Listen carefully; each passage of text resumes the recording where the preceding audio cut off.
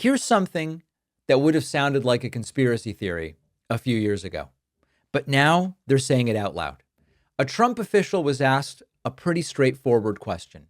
Why are the white South African immigrants, the Dutch descended Afrikaners, why are they being prioritized as refugees, despite owning almost all the land in South Africa, despite having an unemployment rate less than 1/3 that of black South Africans? Why is that group now being treated as refugees who need to be protected when other groups like Afghans fleeing actual war and Taliban rule are being turned away? Or Central American asylum seekers are being turned away? And the answer we got from the Deputy Secretary of State, who said one of the criteria is we want those coming here to be easily assimilated into our country.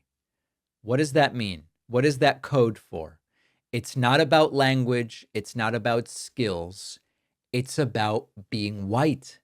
That's what they're referring to. Listen to this. Thank you very much. I just wanted to know, there were many, from the BBC. There are many people who fit the criteria of seeking help, who are fleeing persecution. Afghans, for example, they live in a country run by the Taliban, but they're being denied refugee status. So I'm wondering, why has such an exception been made for the Afrikaans, especially when the South African government says they're not in danger? And are you going to open up the refugee settlement program for others? Thank you for that question. I think you may recall that on the president's first day in office on January 20th of this year, he issued an executive order that paused U.S. refugee programs that had been going at record levels under the prior administration and had brought in people that we were not sure had been carefully vetted for national security issues, and put a pause on the refugee admission program in general. That pause, of course, was subject from the very beginning to exceptions where it was determined that this would be in the interest of the United States. Some of the criteria are making sure that refugees did not pose any challenge to our national security and that they could be assimilated easily into our country. So the president on February 7th issued an executive order about the egregious conditions in South Africa. Yeah. So you get the picture.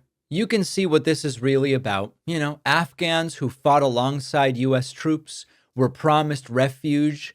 Now they're sitting in visa limbo, many denied, many deported. And meanwhile, the Afrikaners, a group that still holds most of the wealth and land in post-apartheid South Africa, they are being flown into the United States on chartered U.S.-funded flights because they fit in a little bit better. This is not subtle. Here is Donald Trump saying he will indeed fast-track immigration for the white South Africans. Listen to what he had to say. Who claim discrimination in their home country are heading to the United States, right, where your administration is going to welcome them as refugees. Now, this comes as you've halted virtually all refugee admissions for people fleeing famine and war from countries like Sudan and the Democratic Republic of Congo. Why are you creating an expedited path into the country for Afrikaners but not others? Because they're being killed, and we don't want to see people be killed. Now, South Africa leadership is coming to see me, I understand, sometime next week.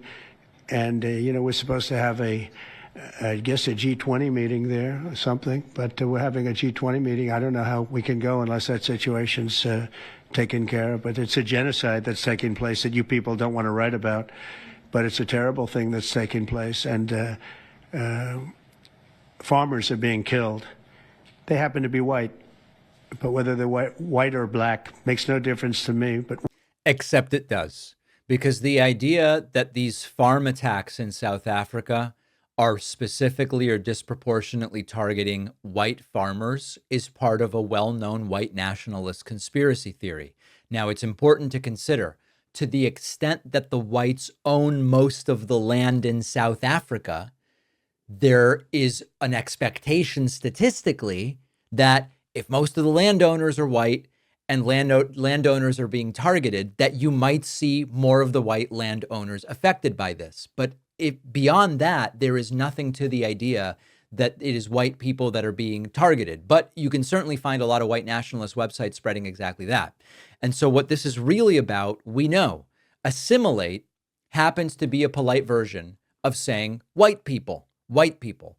And the thing is that nobody is saying South Africans shouldn't be allowed to immigrate if they qualify like anybody else. But when the standard shifts depending on the color of your skin, that is not national security. It's certainly not humanitarianism. It is white nationalist policy at the federal level. And they're not even pretending anymore here. So this is immigration under Trump. Look at what's happening to the Afghans. Or Afghanis. Look at what's happening in Central America.